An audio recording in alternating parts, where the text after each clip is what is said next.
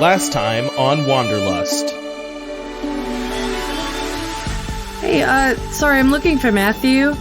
Maddie!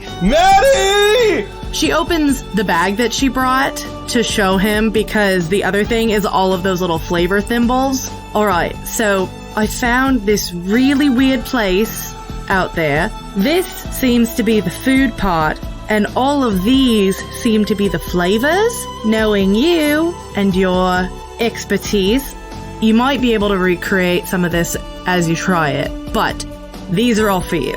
And I like the idea of calling them stamps because money is entirely abstract, so it's just stamped out of whatever thing that they can make to, like, make a Smoky Bank coin. How does Autumn envision earning stamps, or does she? I think she does a lot of, she does a lot of the manual labor for building the new solarium.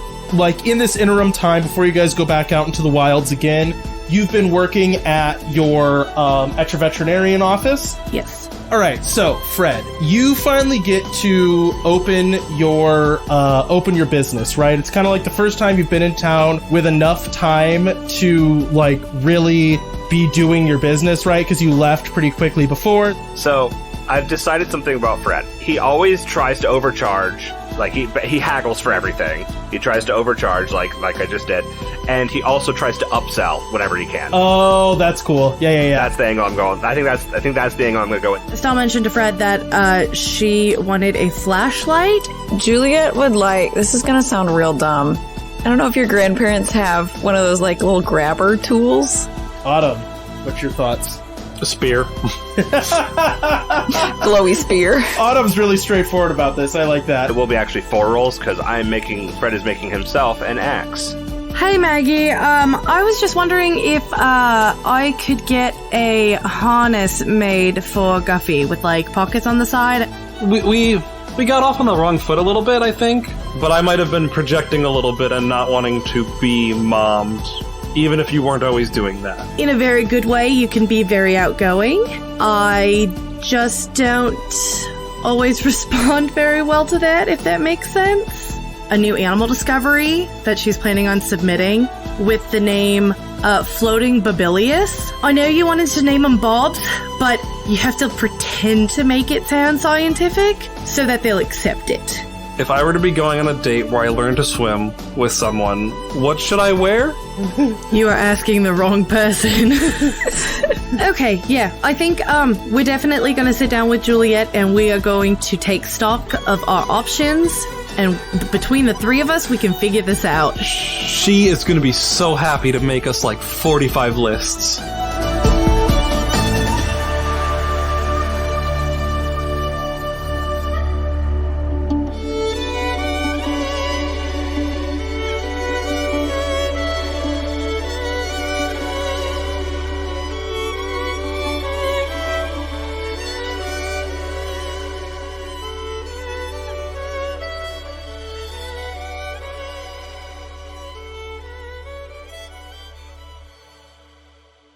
It's winding down towards evening, it's dusk, the sun is starting to set, and Autumn, you make your way down towards the beach to meet Autumn, where she had told you that she was going to give you swimming lessons.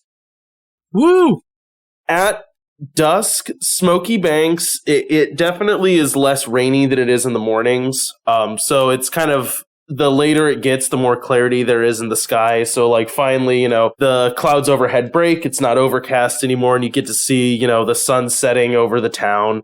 Walking, through the gardens from the lofts down to the beach, it's clearly designed to look nice. Like, at some point, this is a little bit of a tourist trap town. And there are definitely a lot of people here. Like, there's a lot of people that are working on the new living place. So the beach is not empty by any means, but, it's getting a little bit on in the evening, so it's less crowded than it would be.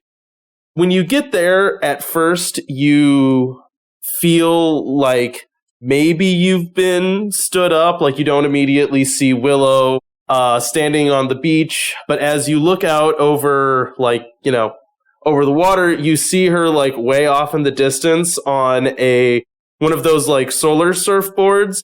Not necessarily going crazy, but just, like, kind of skittering along, just kind of having like a pleasant, like almost like a, like kayak ride vibes, right? Like, so not nearly killing herself, but just kind of having like a peaceful ride on a solar board.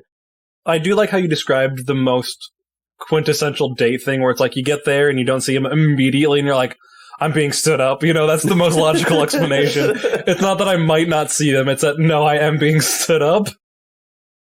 As you stand there a little bit longer, you see the board turn in and come in towards the beach.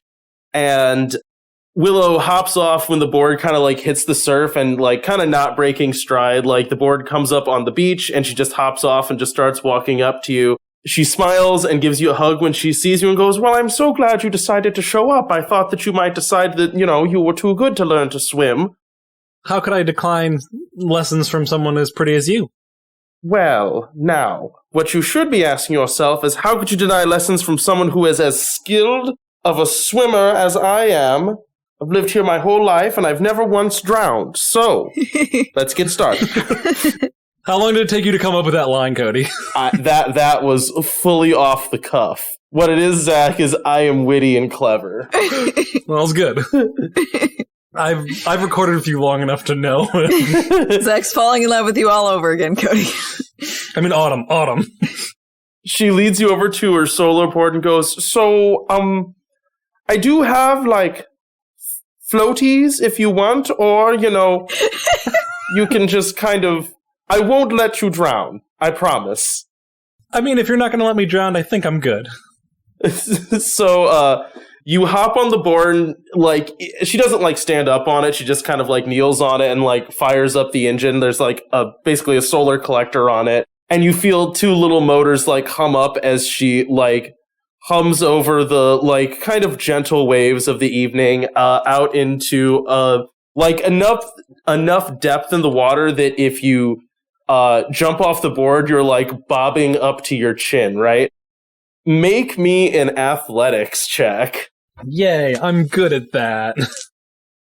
That'll be a 6.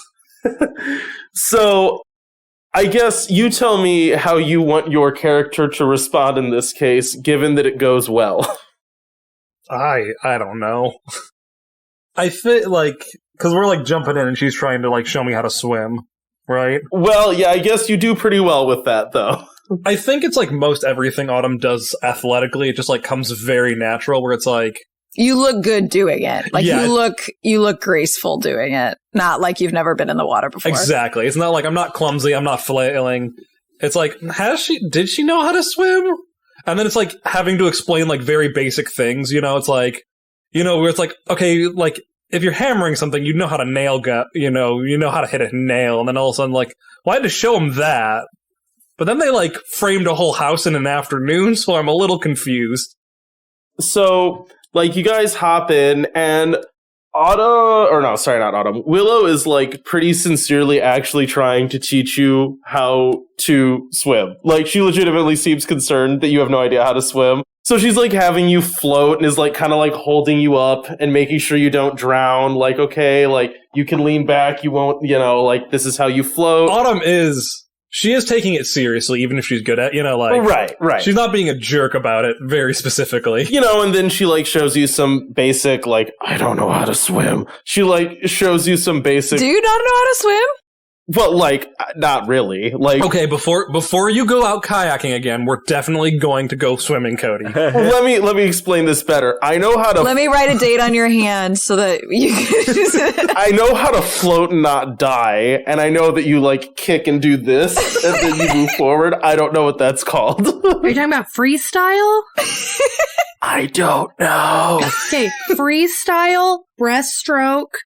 You're not teaching her butterfly, and you're not. We might teach her backstroke. You should teach her how to tread water. Willow teaches you all of those things that Mandy just said because she took swim lessons growing up. I know I grew up someplace cold. I was on the swim team. And I actually legitimately learned how to swim relatively late. Like, significantly older than my son that knows how to swim already. I was in school. Like, I was pretty old. Anyways. So, yeah, so she, like, walks you through all of the, like, basics, like, once you obviously know how to float pretty quickly, and she's, like, doing the thing where she's, like, correcting your form a la flirty golfing. I know what you mean. Yeah, you know what I mean. She's ghost potterying you, you know. Yeah. And so, like, pretty quickly, it, like, just kind of descends into you guys, just, like, kind of swimming around her board, just kind of, like, laughing and joking as you've clearly gotten comfortable in the water as you rolled a 6. At this point now, the sun's setting, and, it's getting calmer. The beach is largely emptied, and Willow's floating just kind of next to you. Are you leaving soon? Do we have a date when we're leaving? You don't have a specific date, but the sheriff did ask you to leave. Okay, I didn't know if we'd all, like, decided at any point. I would say it would be soon, yeah. Probably the next day or two. Yeah. Yeah, I would say yes soon, but not specific date yet. So next day or two is fine to Okay. assume. Well, yes, probably in the next couple of days we're going to be heading back out to see what caused this storm that kind of wrecked things. Willow bobs a little bit closer to you. You can see she's kind of frowning, and she goes, Autumn, I'm not like you entirely. I don't seek out these adventures to try to help people. I'm far more selfish, and I've got to say I'm not thrilled with the notion of you leaving so soon and for an kind of indeterminate amount of time. Yeah, if we're being completely honest, I'm a little concerned. This feels a lot more vague in the direction we'll be heading this time, where last time I was like, hurry up and find some kids. Now it's just solve vague problems so it doesn't happen again. And by vague problem, you do mean the one that killed people in town and destroyed, like, buildings. Yes, but also, like, how do you stop a hurricane? Like, I'm not saying... I don't know. I didn't volunteer to do that. I mean, yeah, but I'm not going to tell a secret society no. They're planning on having us do a blood oath soon. The secret society is a pretty big motivating part for you, isn't it? I can tell that. I mean, yeah, a little bit. I mean, it's just like in all the books I read, so it's pretty cool. She, like, kind of, like, looks off to the side and goes, Is that what it is for you? Is there usually, like, some big motivation, like, driving you into the wilds? Yeah, I mean, sort of. I don't know, like, at a certain point, like, I haven't found my purpose in town. Like, here or back home or former home. And it feels like I can do some help in the wilds and help people and prevent people from being hurt. And that feels like a lot more direction than I've had in a very long time. That makes a lot of sense. She floats really close to you and wraps her arms around your waist and kind of, like, snuggles into you and whispers in your ear, Would you like to kiss me, Autumn? She kisses her. As you, like, start moving towards her, she backs up and goes, Then come back from the wilds. I think you have a purpose to be in town now. And she kind of, like, cheekily kisses you on the cheek and then goes, Now get on. She hops on the board. She motors back towards the beach. Willow, I don't know if anyone's told you this before, but you're a little bit of a tease. No, I've just figured out that what you need is to be motivated. You need a goal and you need a direction. I'm just giving you that. Come back to town. Don't go get killed by a giant storm monster thing. I promise. You better. She takes out a marker from her bag, like when they get back to shore, and she writes, When I get back on her arm. On Willow's arm, being the her. I got what you meant. Willow smiles and goes, I'm going to hold you to this. I would prefer, by the way, if that had a more specific date, but I will take the open-ended rain check. Now that I have some motivation to come back, me too. She squeezes your hand and gives you a hug before she, picks her board up, like takes the sail down and walks off towards... I don't know. I don't think I've ever decided where Willow lives. I think she probably lives in a weird beach house. Like a very kitschy little beach bungalow. I'm cool with that. All right, so this is one of those times when the answer can be no. Is there anything else that anyone wants to do in town, basically, before you guys decide how much food you want to carry and leave? I want to pick up some chalk. Oh, yeah, we talked about that. We did, but I'm putting it on the podcast for posterity. That is fine. That is fine. Yes, you can go get yourself, like, a little chalk kit for, You said this is kind of like, to you would be like almost like a religious thing, right? Yeah, it's like religious chalk. And like, not like, okay, I'm going to get real in the weeds for a second. It's kind of like communion where it's like, it's religious wine once it's like religious wine. So it's just chalk, except that it's been consecrated or whatever. Well, no, it's chalk until it's like being used for something specific. Like, So, chalk, we're good there. Anyone else got anything they want going on? Caitlin would like to ship Willow and Autumn harder, but it's not possible. So, no. Can we just have? I thought that was going to be the whole episode, like an hour of this day. Right. It's not even been 20 minutes. What are you guys doing? No, because I am not going. Because, as I said, we're leaving this hour. Yeah, that's the cliffhanger at the end of the episode, is we leave right after the date ends. But the date takes up the entire episode. technically we weren't in town because we were in international waters, therefore. There aren't nations. Does anyone else want to do anything in town? No. Can I say that I go to the library and request books? I don't need to roleplay that. Yeah, actually you can, yeah. I just put in a request for, like, I think Autumn has already perused the collection of the library before to, like, see if they have any pulp books. Are you going to swap some with Mitchell?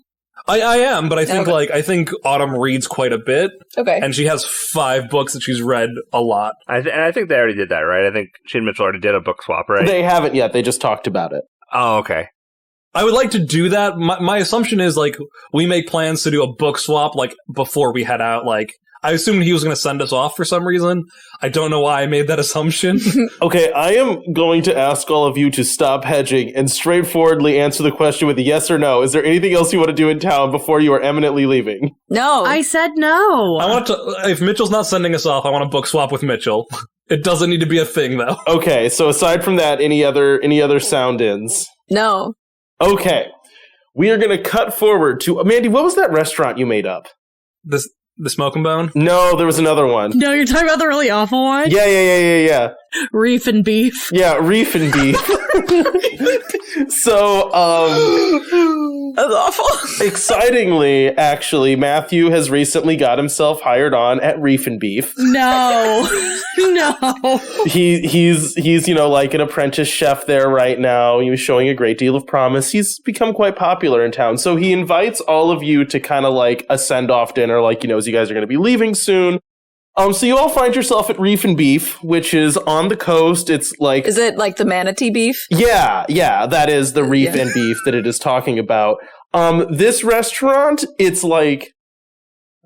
I would say Estelle knows this from talking to Matthew, so she might be able to like give you guys a heads up, like, look, it is good food, but it's a tourist place. So like you walk in there and it's like there's definitely live music playing, like kind of a little bit too loud. There's like families wearing big stupid hats. The wait staff all wear costumes. It's that type of place, right? Oh no, that is not what I thought when I came up with that name. Oh, yeah, it's called Reef and Beef. It's embarrassing in there. Is everything, like, all the walls are completely done, like, with blown glass to be reefs? Oh, yeah. And, like, shark's teeth, Like, when you walk in, like, if it's your birthday, they definitely have a volcano cake that erupts at the table, that you have to wear a poncho to order. It's embarrassing, right? So you're all, like, sitting there having dinner, just kind of like this is your sort of, like, last meal before you head off. Matthew told all of you to come at this time, but he hasn't shown up yet. So I'll kind of, if you guys want to chat with each other before. This place seems pretty cool, isn't it? I've not been here before. I don't know if cool's the word I would use for this, but they have really good margaritas. I mean, have you seen what they do if it's your birthday? Fred, did you tell them it was your birthday? I haven't, but that's a good idea. I have to think about that one. Wait, is it your birthday?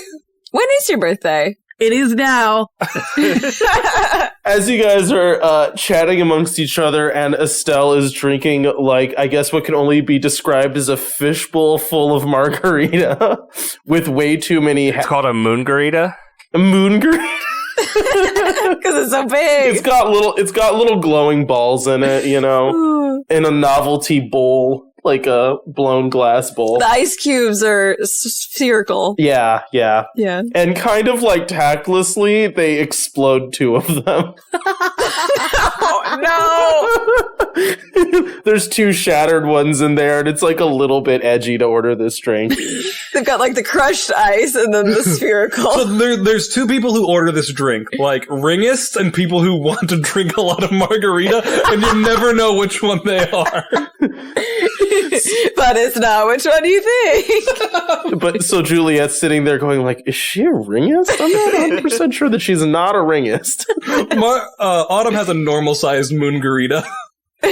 There is no normal-sized moongarita. Well, is it a moongarita? Is that like the drink now, or is the moongarita a big one? I thought moongarita was like specifically at this place. Like, the moongarita is a margarita in a giant thing with spherical ice cubes and crushed ice. So you just have a margarita. Yeah. Okay. I didn't know if it. Sorry, I was confused. So what you're saying is mine is no moon. I was trying to figure out how to slip that joke in there, and I couldn't. Couldn't find it. So as all of you are sitting there, you see 2 people walk in together, which is Matthew and Sheriff Mitchell. Matthew looks over at you and like smiles and waves and comes over and just like shoves you kind of like over in a booth, Estelle, and sits down next to you. And Sheriff Mitchell kind of like awkwardly drags a chair over and sits down.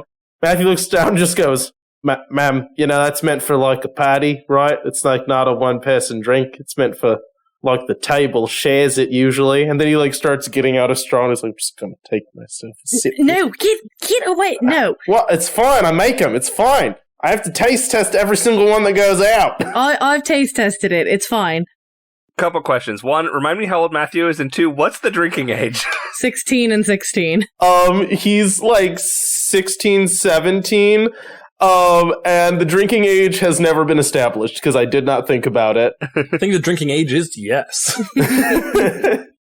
All of you make me perception checks of some sort. Notice these types of things. 4. 2. 0. I am getting hammered. Okay, Juliet, you look over at Matthew, and it's like, oh yeah, normal Matthew, and then you realize he's wearing a pin, just like the ones that you got for the Wild Watchers. He just, like, has it out, though, just, like, boom, just right on there. He's definitely, like, he still carries a cane, and has got, like, a little bit of bandaging left, and you just notice that. Matthew, that's a new pin. Where did you get that from? Oh, I got it from Sheriff Mitchell. So, here's the deal. So What? Look, Mom, I can already tell you're gonna be mad. Mitchell, what? All right, so just calm down. All right. Estelle leans behind Matthew, grabs at Sheriff Mitchell's, shoulder, goes, Mitchell, what the Matthew just looks over at the sheriff and goes, does this constitute creating an atmosphere of readiness for when the wild attacks? And he's just like slapping at your hand. I'm creating an air of readiness, Sheriff. Look, I got her. Sheriff Mitchell just kind of like pops the hand off of him a little bit and goes, now, look, I heard what you said. What you told me was... Did you? Yes, I think so. What you told me was we needed to prepare the town for when wild things happen to us. Now, I think it's fair to say that Matthew was not particularly prepared, but he was by far the most prepared person we had. So, basically, I need an assistant to do that. And the best person I have in town to do that... And you chose Matthew?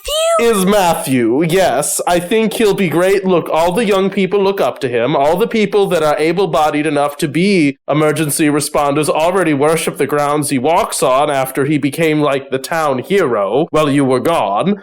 So...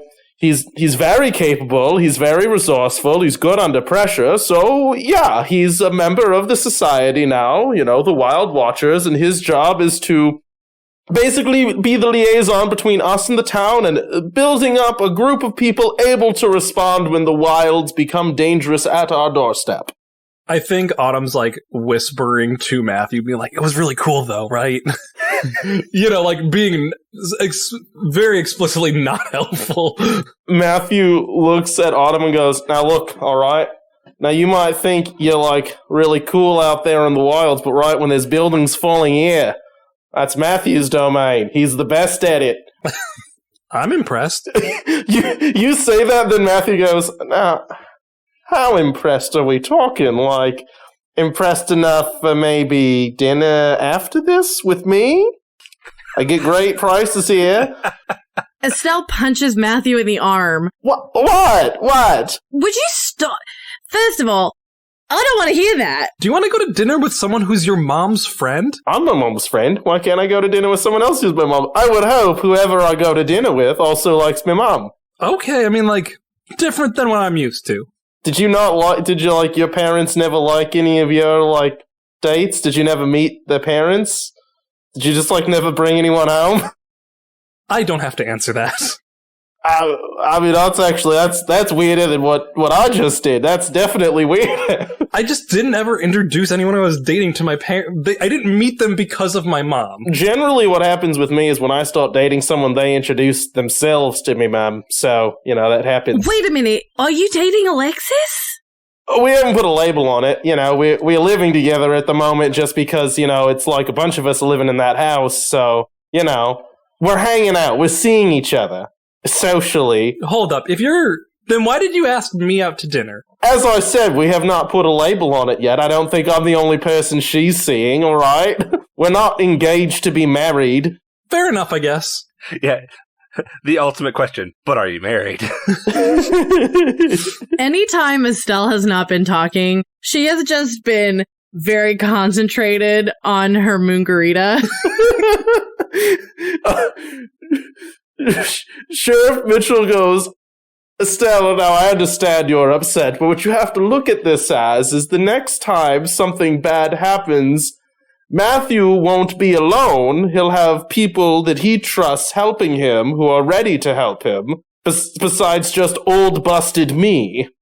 At this point, Autumn's trying to catch his eye as he's talking to, like, behind, like, Estelle and being like, no, like, shaking her head like, no, no.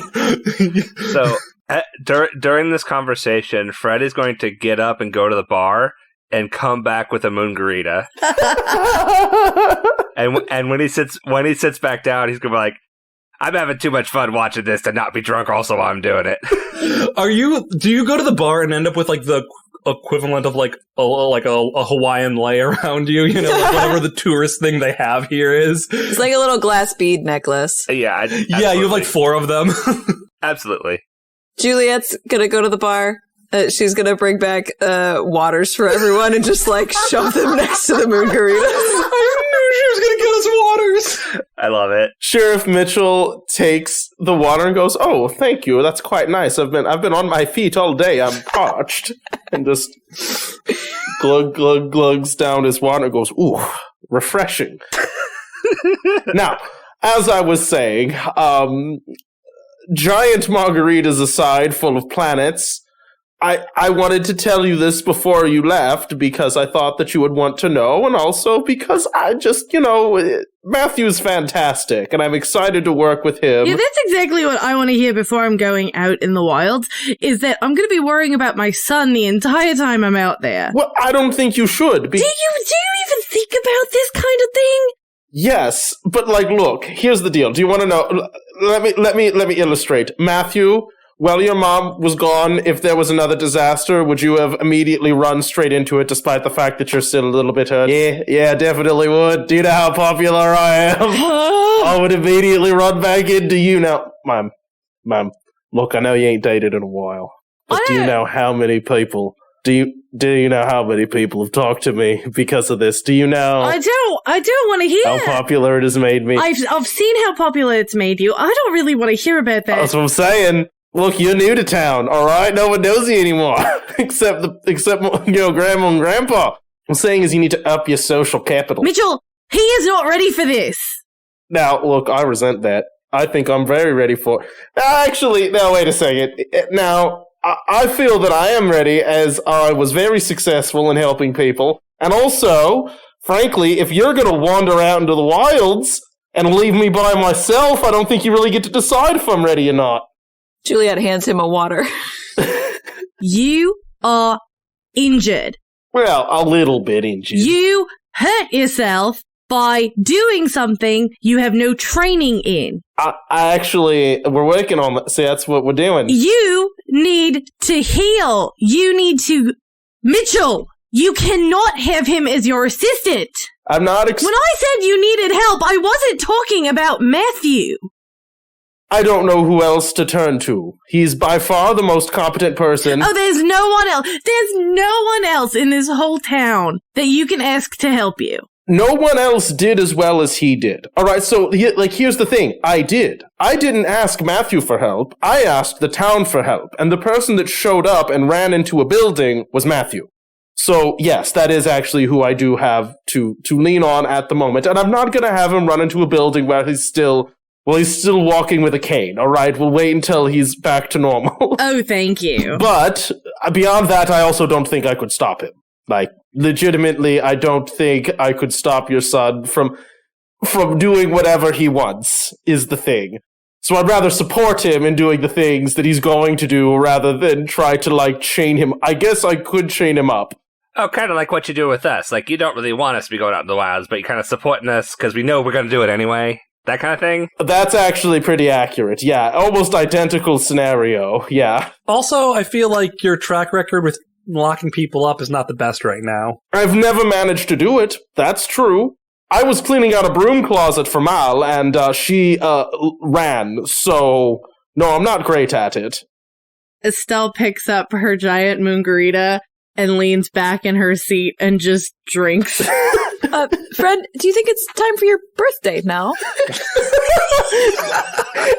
As you say that, the waitstaff comes in singing a song. They're throwing confetti as they have this giant platter as they slide it across the most awkward table ever in front of Fred. There's what are the spinny cracky things called?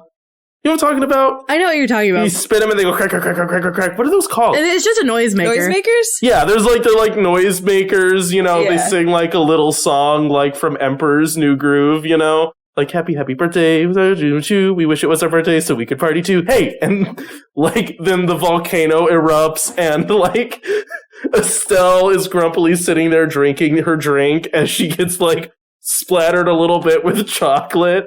Sheriff Mitchell's just awkwardly splattered in the face. Meanwhile, Matthew's I lied and told him it was your birthday because I wanted this, and just starts scooping up cake onto a plate. So do they... Wait, so are they singing to Estelle? No, they were definitely singing to Fred. They were singing to Fred. Okay. I like the idea of Matthew doing this to Fred. Oh, well, I mean... Save me from having to lie to him about that as my birthday. I was going to, heavily imply to them that was my birthday, but not actually, say it. But thanks, you did it for me.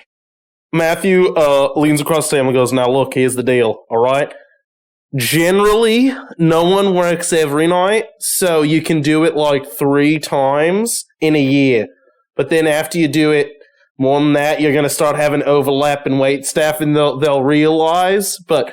You could probably get away 3 to 4 times a year. You're fine. Just spread them out. Try to go on different nights. You're going to be fine. It's good to know. I'll keep that in mind. Matthew just plates it up and goes, and now the most awkward cake I've ever eaten. Anyways. Autumn with a mouthful. Still good, though. It is, right? It's really good. Juliet, get in on this. I know you haven't drunk nothing. I've only eaten water and salad. Eaten water. Yeah, it looks delicious. Mind if I... She takes some. Oh my gosh, it's so good! Matthew just puts a fork over to Estelle and goes, stop being mad, Mom. Stop being mad. She swats at him. Stop being mad. Try the cake. Awkward cake. It's funny because no one can see Mandy making the very mom face of, please leave me alone. I'm so mad right now, but I'm not going to lash out at my child.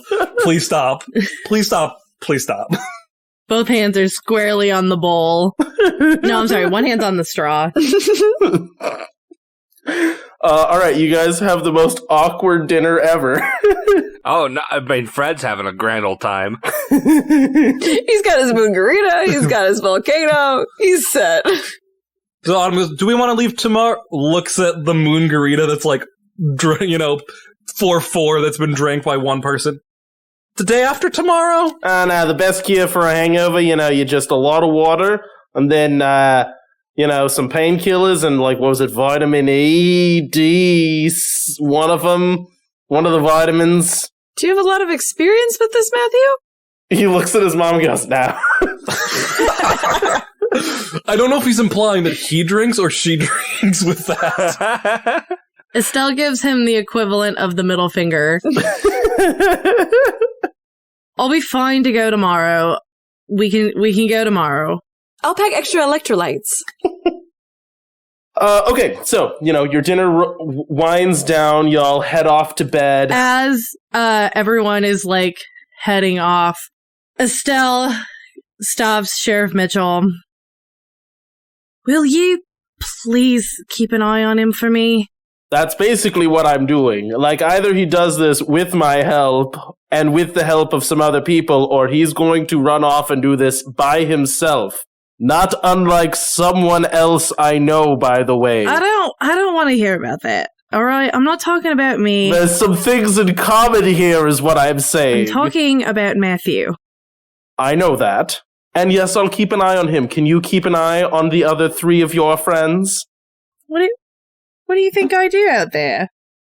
I don't know. I don't know, but, I kind of don't want to, and that's the point. Yes, I will make sure we all come back. Great.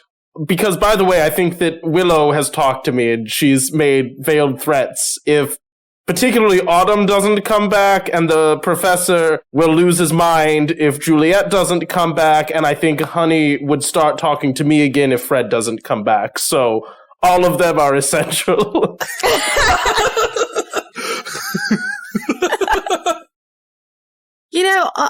I feel like I should feel bad that you keep getting threats from people, like Fred wanting to punch you and Willow giving you veiled threats. Guess what? I'm gonna give you one too.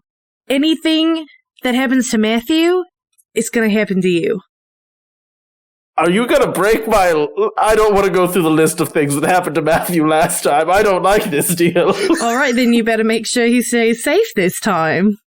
I'll chain him up, fine. Alright, do you like that? I'll get cuffs. No, we'll tie him to a post next time there's a disaster. You don't have to chain him up.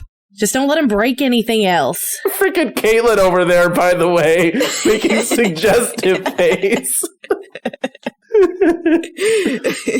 No, you don't have to chain him up. Just don't let him break anything else. I will do my best. Hopefully another instance won't come up and we won't have to worry about it. All right, and now all of you get to the fun thing where you get to tell me how much food you're carrying with you. So I'm assuming, beforehand, we, did a little bit of planning before, all this awkward dinner happened. How many days do we think we're going to be gone? You do not know that. How many days were we gone last time? 3 to 4. And this thing's big, so we're probably going to be out there for a while. No, it was more than that. It was 3 to 4 to get out to the Blighthound's lair and then back. Oh, that's true. That was one way. So 8 days total. Yeah. Okay. No, it was 5 or 6. because there was the first couple days we did specifically, and then we had a couple longer travel montages that were nebulously timed. Oh no, it was that you found motorcycles. That's how you traveled so fast. Well, no, even on the way out there. Right, but you were still traveling at the same speed. There was just less event tiles. Okay. Yeah, basically, we walked the same, or it doesn't matter. Yeah. I don't see a reason why we wouldn't carry, to capacity almost, That would be how many days? Well, I mean, it depends on how much... Depends on what else you're carrying. How much does my walking stick spear weigh, Cody? Oh, that is a good question. And that's also something I told you I was gonna figure out. I need to know how much my glowy grabby weighs, too. Glowy grabby. Let's call your spear 4 pounds, and Caitlin, let's call your glowy grabby 5 pounds. And then Vinny, let's say that you have lost a total of 5 pounds of that fancy metal. Okay. I'm going to have to get more of that. You okay with an axe being 4 pounds, Cody? Yeah, I think that makes sense. Okay. And then food is 2 pounds per day. 2 pounds per day. I can handle... Capacity 40. Capacity 40. I think I can go like 4 days. Yep, 4 days. I can go 9 days. I can carry 10 days worth of stuff if I go to capacity. I'm gonna have to do a little bit of math because of Guffey, and I'm splitting up the weight. So you'll have to give me a little bit. I'll jump in when I've got it. Yep, you're good. Really, as long as you guys know, I don't actually have to know. I think we talk about it, and like we also like kind of decide like, okay, like this person can carry like food for you, you know, like we're working as a team, you know. No, you're just gonna let Juliet starve, all right? We're going Harfoot logic from Rings of Power. Like you fell off the trail, you die. No one gets left behind except for Juliet, who can't carry more food. Just imagine Juliet with a broken foot, just screaming in pain as she tries to push a cart, and the rest of you are just like, she's dead already. Fast forward to a scene after day 5. We fast forward and sitting around the fire, and Fred's like, "Hey, Juliet, why aren't you eating? Did you not pack enough food? Like, what's going on there?" Like, "Oh, I didn't have enough room." "Oh man, that's too bad. I had like I've got like 8 more days worth of food." "Oh well." Cool. Should have been more prepared.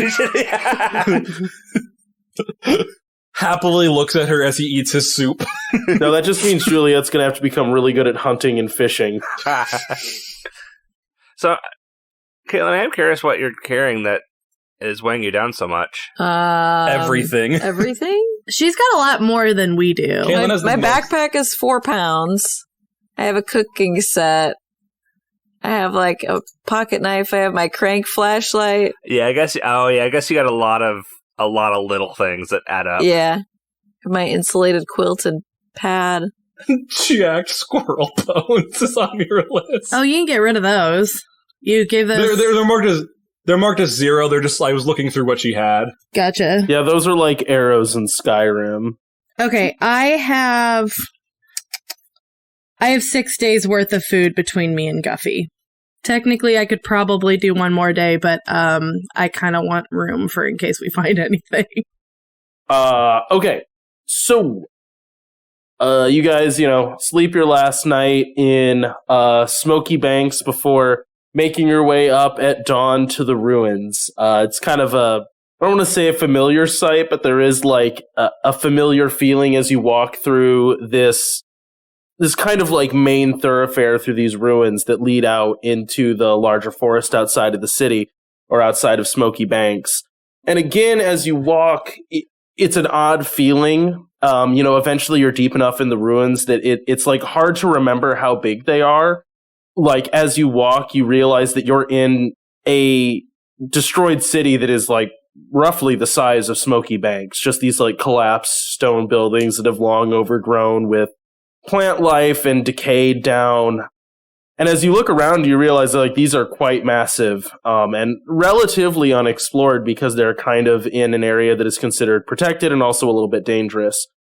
As you walk too, there is like this kind of like odd lurching sense of vertigo as you really fully leave society behind you and are now just off into the stretching old trees around you of a, forest that has been largely untouched. This time, when you first get out into the wilds, like last time you were trying to track down a dog, right? You did that by footprints. This time you're trying to figure out, well, what caused this storm that wrecked the city, right? You found like weird bugs and stuff like that. There was a storm that kind of preceded whatever thumping there was that you saw of some giant thing walking around. So you don't necessarily immediately see footprints, probably because you could intuit that those would be extremely far apart and kind of hard to find because this thing is so huge. But I would like all of you to make like some kind of investigation check just in like this first tile where you guys are. And I'm actually going to pull open roll 20. All of us? Yeah. So I do have a quick question about the Roll-20. Sure. Smoky Banks is on a coast, right? Yep. Which direction is that coast? To the west. I think from the World Anvil it was to the west? Yes. Yes, it was. Yeah, it's to the west. Okay, because the Roll-20 doesn't have a coast or an ocean on it. Mm-hmm. I'm just curious, like, does that mean we just can't go west unless we have a boat? You've never tried to go west. Okay. I just wanted to make sure I understand what the Roll-20 is. I can say this. Right now you're standing in a forest, and last time you went south, and this time you don't know what direction you're going, you've never tried to go west. Right. If you want to, you can try to go that way and see what's over there. What are we rolling for again? What type of roll is this? You're just rolling an investigation check in this first tile. Can I use danger sense, or do you want me to use inquisitive? I think inquisitive makes more sense here. You're not immediately in danger. Okay.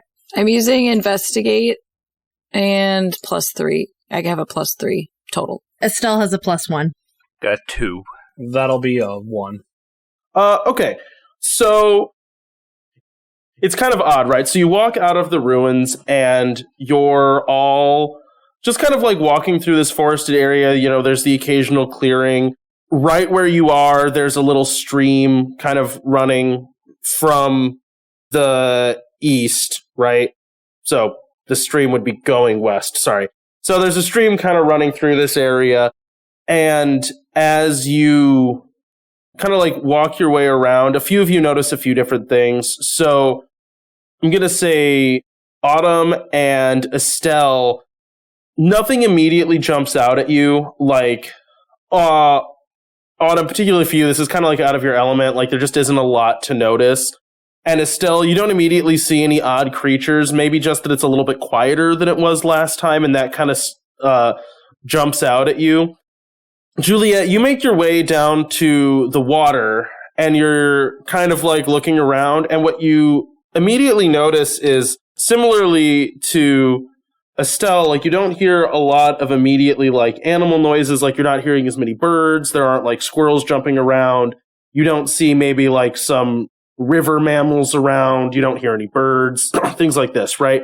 But as you kind of crouch down near this stream, you can see just like little skitterings of bugs. And as you reach your hand down and pick one up, you recognize it as the weird insects that you found initially from Smoky Banks in the gardens, right? Yeah, okay. Fred, you meanwhile, like, you're kind of walking by yourself. You've like separated from the group a little bit, and you're just kind of like looking around at this sort of multicolored, kaleidoscopic forest around you. You know, like the trees are like this really pretty, like dark purple that lead up into like green and red and like pink leaves all around you. And you're like, wow, this is pretty. And then you look down and you just see one of those builder beetles just crawl its way like over a little hill and just like sit up on its hind legs looking at you. And then it like hits the ground. You can like feel the ground shake as this thing that probably weighs something like 400 pounds hits the ground. Okay, that was going to be my question. It's the same size as the one I fought in town then. Yeah, it's big. And it just kind of like crawls its way through the forest. So you can just see like this shiny dome crawling its way through. And it like finds some soft dirt, burrows in it, and you see it like regurgitate a seed, cover it up, and then it just kind of like skitters off, just continuing to do that over and over and over again. So it's not like paying attention to me at all. It saw me, but it's not, or did it even see me? Doesn't seem to care. Okay. It definitely saw you. Okay. Yeah, Fred is going to head back to the group. I assume I catch up with them. Yeah.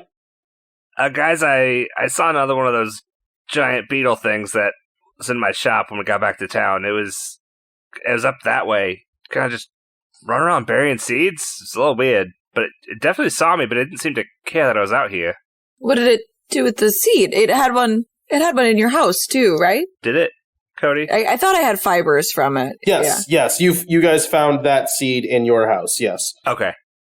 Yeah, I think so. I think it was that same thing. It just, I guess it had swallowed it or something, and it like vomited it up or something. I don't really know. It was kind of gross. But yeah, I just kind of like made a little hole in the ground, spit it up, and then buried it, and then went on to do that again somewhere else. Juliet, did you ever find out what that seed was? Doc Marlin was interested in it, but said he hadn't seen it before. What you would know about it is non-native and really big. It's oddly large for this area. And I found more of the insects that we found in the gardens, given the strange silence here. I'm wondering if these are potentially invasive. I feel like, Estelle, you might know a bit more about that sort of thing. I'm worried that they're upsetting the ecosystem is my main concern. Yeah, I don't think we came to any conclusion in the last few weeks. I certainly haven't had a whole lot of time to take a look at them since I've been dealing with all the other animals in town. So, I mean, invasive, yes, but I don't know if harming, I haven't seen any evidence yet of them harming the ecosystem, but I am concerned that they're also out here and how that's affecting the area out here. I mean, what they did to town was pretty destructive, so I'm also concerned about what it'll do to the ecosystem. Like, their nests destroyed houses, so... Cody, can I do a danger sense roll? I am concerned that it is quieter than normal. So what I'll say is you've kind of asked a lot of questions about what's happening in the wilds due to, like, new insect stuff. I'm fine with you guys trying to, like, hang around and figure out why that is. I will say it's going to take some time. And so, like, you'll be able to go less far in a day if you, like, stick around here and go, like, we want to spend some time just figuring stuff out. That being said, there's a trade-off there. I'm not going to make this valueless. Right. I kind of think it's pretty valuable because these things came with the storm. And if they're here doing stuff, I might want to figure out what it is. I think Estelle would want to know, and I guess maybe this doesn't need a roll. What I'm curious about is, like, birds are predatory in this world. Are they scared? Are they away because, like, they don't like what's here? So I would say that, like, you and Estelle could make rolls on this to do, like, natural science. I am Estelle. Oh, sorry. Juliet and Estelle could make rolls on this to, like, do natural science and figure this out. Can Autumn help in any way? In this case, I don't want to say no in, like, a rude way, but, like, I don't think that you would have more than what you've already done. Does that make sense? Yeah, I just didn't know if there's a way that I could make their, like, give them +1 or something with their roll by making their lives easier, you know? I would say if you wanted to try to make an aspect and could justify it to me narratively, I'm not going to say no, but that has to be, like, justified narratively somehow. Could I use research or should I do animal anatomy? What are you guys Either specifically doing? Animal handling or danger sense? It depends on what this is. Based on what you said, I'll give you danger sense in this case, but I'm going to answer in terms of danger sense. Okay. I got a 4. Okay. I got a 3, and I would say what Estelle is doing is, which are we looking at? We're looking at both bugs in this area, right? Yeah, I'm going to give you, like, if you're spending time in this tile, say you guys are, like, doing research, right? You're, like, observing what these insects are doing, trying to, like, see how it affects other life. I'll give you that you guys are both, like, field researchers and could gather information in a chunk of time, right? Mm-hmm. Okay, I would say Estelle is probably doing something pretty boring, which is observing the bigger bug and it planting and trying to get a sense of what it's doing, how much of the area it's... Oh, you know what? I don't know if this would be something, but if Estelle is watching the big beetle, could she send Autumn to, like loosely map out how big of an area? Oh, like pace off. Yeah, how big of an area it's destroying? Oh, yeah. Okay, this is actually going to be fun now. Yeah. Oh, no. I was going to say Juliet was going to take the little bug that she found. We said it looked like a cross between a grasshopper and a praying mantis, right? Mm-hmm. And she's going to try to find... Is she able to find any, like, native wildlife if she looks hard? Why are you asking that? I think because she would try to, like, put the invasive species in an area with a native one and see if it, like, attacks it, if it, like, pushes it, if how they interact. Oh, okay. Yeah. Okay, so I'm going to handle Mandy and Zach first. So That's fine. Estelle, you're like following this big bug around, right? And like Fred had told you about this, so he's probably like showed you where it was, and you guys are kind of like walking around together. And what you notice is that it is planting seeds where they are like advantaged places. Like it seems to pretty easily find, like anytime it finds an area where there is like sunlight, it's good water, good soil, that's where it puts seeds, right? And it is destructive in a way, right? So it is removing whatever plants are there in its way, right? And it's kind of like big. So you can like see trails where it's torn up the ground and planted these seeds every so often, right? You can see damage done by that. And then the other thing, just like, this is kind of like you guys ended up doing the opposite thing, so this is sort of funny, but like if these grow really big, like they might shade out other things. They would be competition for the natural wildlife that's forming here. And then, yeah, so you ask Autumn to go and just like try to like figure out how widespread this change is. Autumn, make me an athletics check or like some kind of, acrobatics, something like that. Physical prowess check. That'll be a 6. Okay, cool. So, Autumn, you're just kind of like, oh, okay, so you're just kind of like hopping along through the forest. I shrug off my back, like, since we're like setting up for a while, I leave my backpack and just like go jumping around with a spear. And as you do this, you're like kind of hopping from thing to thing to thing, and you can see like the further west you go. So like as you follow this creek kind of like away from the ruins, right? You can see that like you see a few more of those like larger beetles just kind of scampering around. The river itself seems to be like full of those like hopping praying mantis crickets that Juliet had shown you. And at one point you're like standing, with your spear, just kind of like surveying the area, kind of in this river basin. And you hear like a cracking, crunching sound. And you look up just in time to see one of those giant, beautiful trees just falling like right towards your head.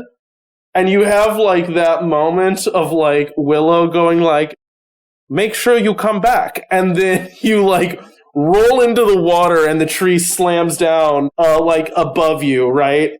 And you're just like looking up into branches and foliage. And as you get up and crawl your way around, you can see right where that tree, the roots had been cut and broken by what looks like the mandibles of these giant bugs. And there's a seed planted there. All right, these things are horrifying. Anyways, we're going to kick back over to Juliet. So Juliet, you like pick up one of these little bugs. And, like to you, I mean, I'm wigged out by bugs, so, this would be a nightmare to me, but they're, not bigger than the palm of your hand. And I would say you could find, like, some kind of, like, small burrowing rodent nest, like a mole or like a vole, rather. That's what I'm thinking of, And you set this little bug down, and you see it just scamper into the hole, and then a few more of those things kind of, like, crawl down into the hole. And then you just see them drag up dead voles and just start eating them. Oh, no. Just several, as it just, like, these things just worm their way down into this hole and start scooping up bugs. Wait, what? Or start scooping up the like, rodents that are down in that hole, sorry. Oh, okay. Yeah, the dead rodents. And dragging them out. So it's like watching, like, an ant colony, like, carry off something much larger. Like, the voles are bigger than these little bugs, but they're working together. Okay. She's gonna run over to the group and maybe see that a tree has fallen. Yeah, I guess you guys would all hear that. Right, yeah. So I think she notices this horrifying thing and then hears the tree fall and then runs over, just kind of like stumbling over the torn up ground from these giant builder beetles. Everybody okay? Autumn comes back soaking wet. Yeah, I'm good. Are you sure? I have a towel. She like rummages around in her backpack. I mean, that's appreciated, thanks. No problem. Did you pack literally everything? Well, I tried. Well, I guess, I can't knock it since it seems to be working really well. in my favor specifically right now. Preparation is important. Last time we were out here, I didn't have a flashlight. Progress is what we're all about here. What did you find out from walking around, Autumn? They seem to be very destructive. That tree that fell over was because one of the giant bugs cut out all its roots and knocked it over and then planted a seed there. Oh. So, as for damage to local ecosystems, I would rate that as high. Maybe even very high. Yeah, it was already pretty high. Yeah. Yeah, like, I was worried with, like, trees sprouting before, but now they're just, like, actively killing the forest to make room for their own forest. Yeah. Where are these things coming from, though? I can think of a couple theories. One would be the storm creature, if we think it's a creature, has moved in these creatures from a different area, and they are now dominating this ecosystem. Or, I guess I don't have another theory. That's my theory. Do we think the storm creature came from somewhere outside of the region and just wandered in, or... I mean, it would have to, right? We're not suggesting that it had a spontaneous genesis out of nothing. No, I mean, like, was it something that was just, like, sleeping here for, like, 100 years? Frankly, I've never heard of a dormancy quite that long, but I suppose it's possible. I would say based on the type of creatures these are, we're probably looking at something that came from somewhere else. Just because these bugs and those beetles have there's nothing that would suggest they would be from an area like this in the first place. I suppose the other theory I could propose is that these bugs weren't pushed in against their will necessarily. They could have a symbiotic relationship with the storm monster and have been brought to the area because they were following it, in which case we could follow them back to Or they could live on it. What? What if they live on it? Yes, that's what I'm saying. That's a potential for sure. Unless you're suggesting it's below our feet right now. And like a giant sort of... Is that in one of your books? I feel like one of the covers showed a mountain moving, maybe. Not that I was examining them thoroughly or anything. It just seemed... I was bored one day.